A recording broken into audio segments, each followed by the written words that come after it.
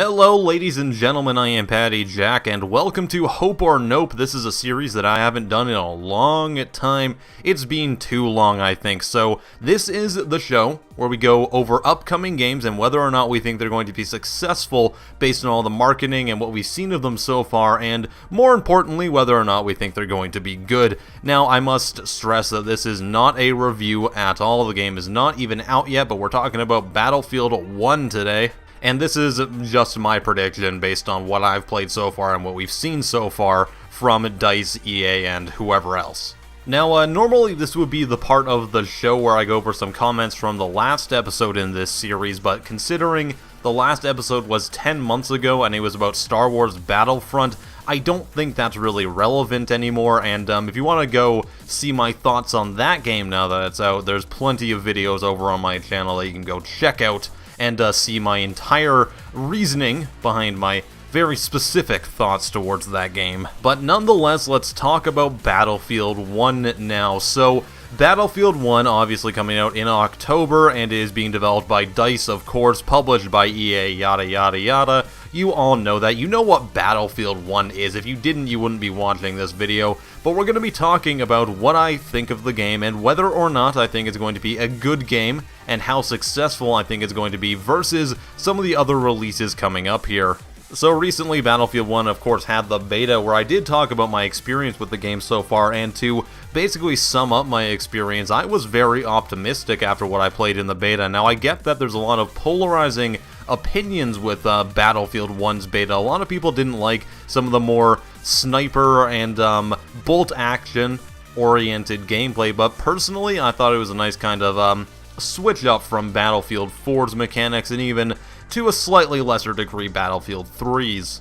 Overall, I had a very enjoyable time in the beta. There were some great urban environments in the small village area, as well as some longer range areas, and a great desert that was just chock full of vehicles and mayhem everywhere. The vehicles, though, I will admit, could be toned down just a little, specifically those light tanks, because, you know, you can play as the assault class and throw all your explosives at it, and it will hardly do a dent, so that could possibly be addressed. And it does seem like DICE has heard that. So overall, I really enjoyed the gameplay. Now, there is a bit of controversy about it, though, because a lot of people were more affiliated with the newer versions of Battlefield over the last couple iterations, things like Battlefield 3 and 4, which are a much faster version of the game. They have more focus on automatic weapons and run-and gun gameplay.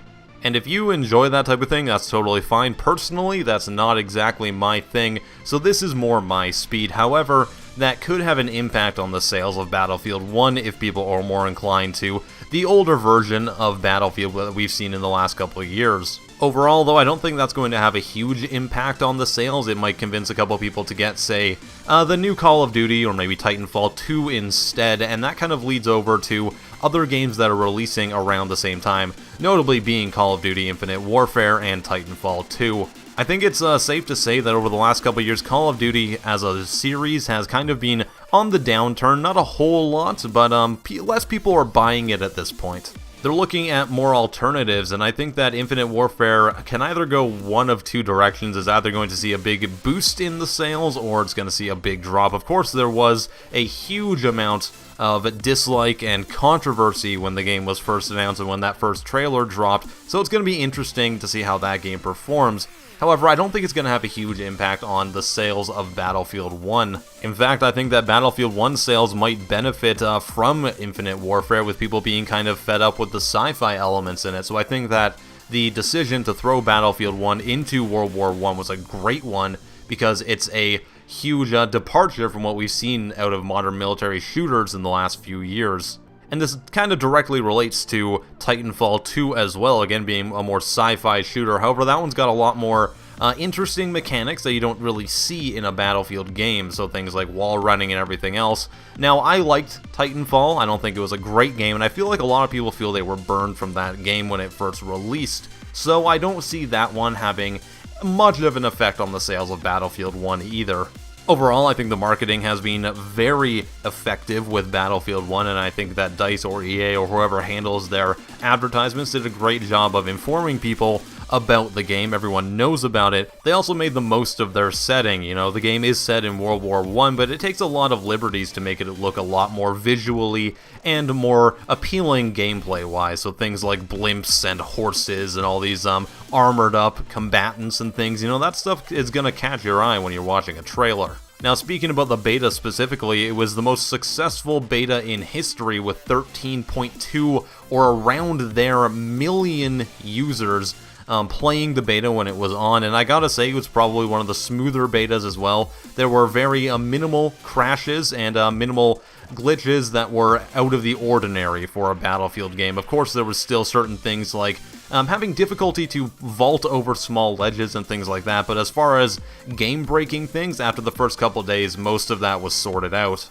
Overall, I was very impressed with what I've both seen and played with Battlefield 1 so far. I think that the game's going to bring in a certain subset of players that were part of the older Battlefield franchise before it turned into 3 and 4, and maybe they moved on to another game series instead. So I think that while there might be a slight drop in the people who've played the last couple of games, I think we will see a bit of an increase in interest from people who are more likely to play a game like Battlefield 2.